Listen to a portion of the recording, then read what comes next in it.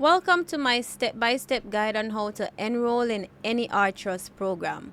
Now, there are a few things I'll cover in this video. I'll talk about what documents you'll need to apply, how to complete the application process both online or in person, the auto assessment test and who it applies to, what to expect after you apply, and some general tips to help you get through faster. Let's first start with what documents you'll need. So you'll need your tax registration number, which is your TRN, and this is a must-have for all applicants. If you don't already have one, head over to your local tax office to apply. It's a very simple process. Next up, you'll need some form of official identification. So you'll need a government issued ID, and that can be a passport, driver's license, or even a national ID. Also, make sure it's not expired. Next up, you'll need your national insurance scheme, which is your NIS. Now, this is also mandatory. If you don't already have one, you need to get it started. You will also need to take along with you the original copy of your birth certificate, and you'll also need a passport size photo so that they can have it attached to your application. Also, depending on the program that you're applying for, you'll also need to provide proof of your educational background. This could include your CSEC results, college transcripts, or even certificates from previous courses or training programs. Lastly, you'll need the application form, and this is if you're applying in person. You can pick up this form from any Trust location, or if you have a printer, you can just download it from their website. Now it's probably a good time for me to mention the assessment test. If you're someone without any CXC subject, when you apply for art course, they will make you sit an assessment in maths and English at the grade 9 level. So what they'll basically do is they'll give you a small paper listing the topics that you'll be tested on in order to pass the test. And I can honestly say that as long as you study those topics and have a good understanding of them, you'll have no problem acing the test. Now, I don't want to say what those topics are, and I don't want to mention them because I don't know if they'll change them around.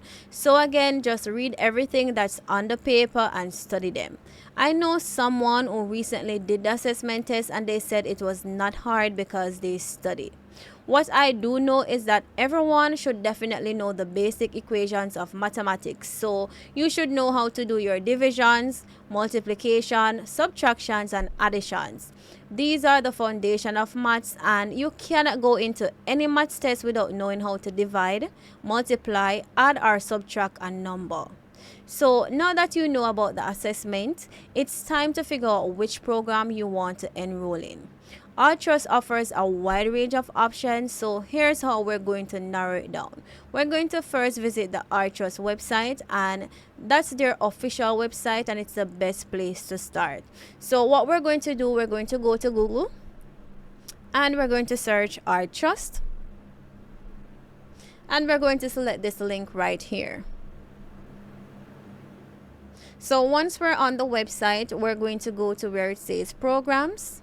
Then we're going to select the option that says programs by sector, and this is the easiest way to apply for a program on their website. So once you know the sector for the program that you'd like to do, you can just click on it. So I know what I'm going to do. I'm going to go to business, and I'm going to select entrepreneurship level 2.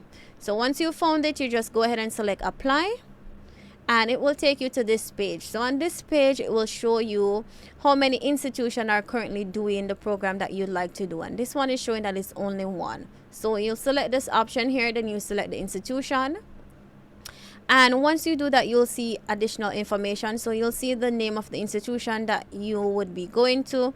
You'll see the amount for the cost, if any, the contact person, their contact number, the type of certificate you will get at the end of the program, the total amount of hours for the program that you'd have to put in, the type of program as well if it's full-time, and it also shows the duration and the application close date.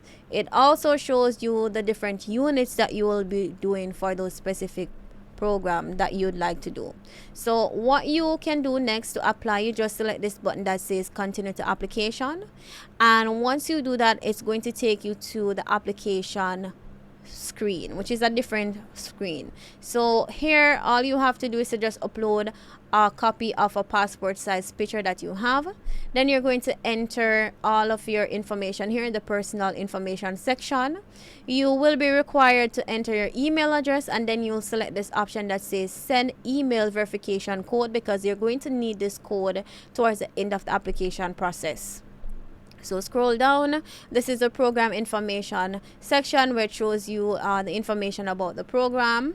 Scroll down here. Here's the education and employment information section, where you'd basically just enter the information for your previous education history, skills, and so forth, your employment information. Here is the supporting document section, where you would just upload copies of your supporting documents. And once you've entered all of that and you've uploaded your documents, you'll just check all 4 boxes here.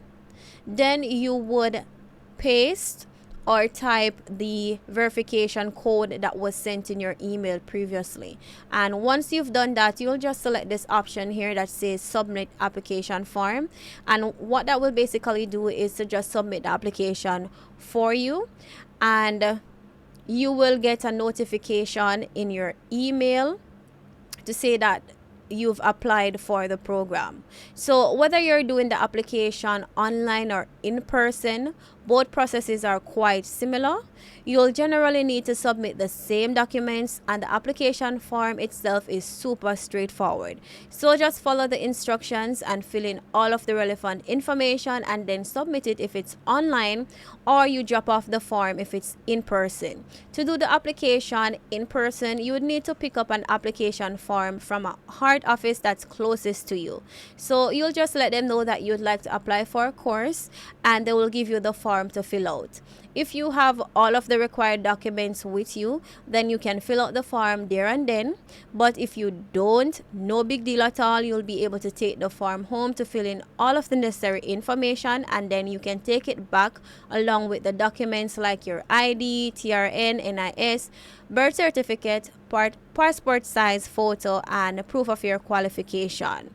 Now, before I close out, let me just say this. You always want to start early.